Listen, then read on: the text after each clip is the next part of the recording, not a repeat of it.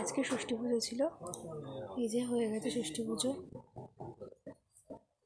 যে ষষ্ঠী মা, মার মুখটা খুব মিষ্টি লাগছে। যে সরা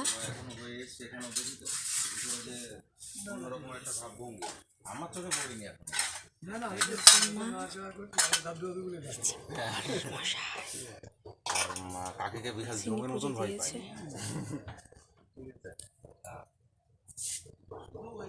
এই যে